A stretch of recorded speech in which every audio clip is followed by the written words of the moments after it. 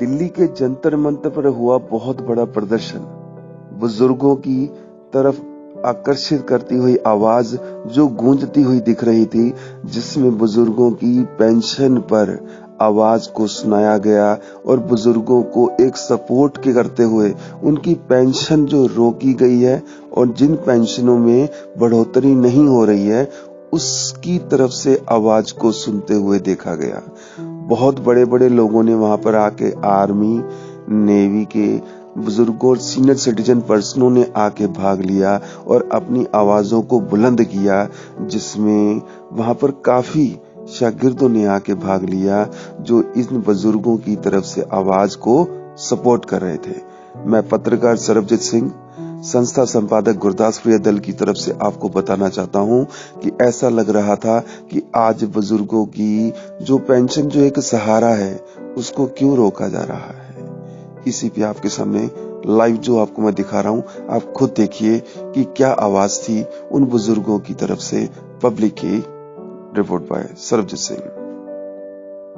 सबसे पहले मुझे खुद अपने आप में सशक्त होना पड़ेगा कि हम जहाँ भी खड़े हो तो वहाँ पे 35% महिलाओं को हम एकत्रित कर सकें। हमें वह एकजुटता होनी चाहिए। हम अपने में सशक्त अभी नहीं है और इसको हम सरकार तक लेने के लिए मांग कर बैठे हैं। हम तैयार हैं और इसके लिए अभी प्रयासरत है और इसके लिए हम सोचते हैं कि जब भी हम अगला मंच लगाएं तो 33 नहीं 50% महिलाओं को यहाँ पे एकत्रित किया जाए।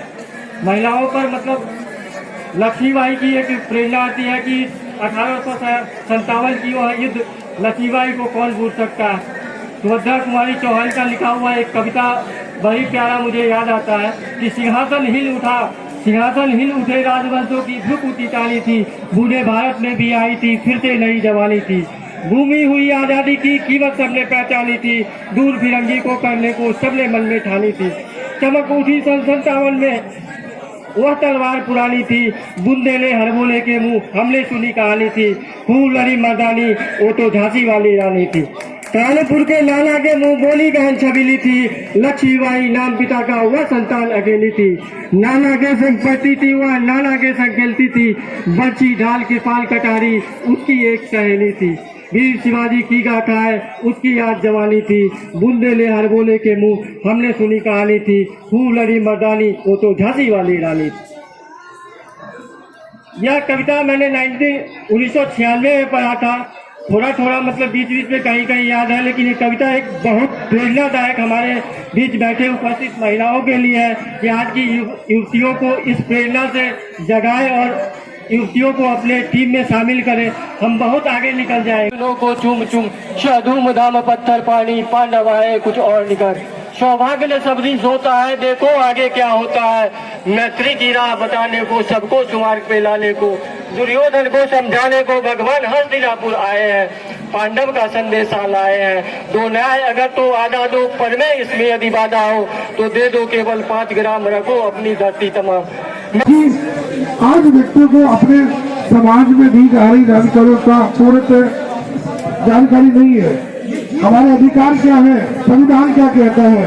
मैं चाहता हूं कि जैसे आप अपने धर्म ग्रंथ को पढ़ते हैं, एक बार एक परिवार में मुखिया के रूप में माता बहनों को अपना पूरा संविधान भी पढ़ना चाहिए।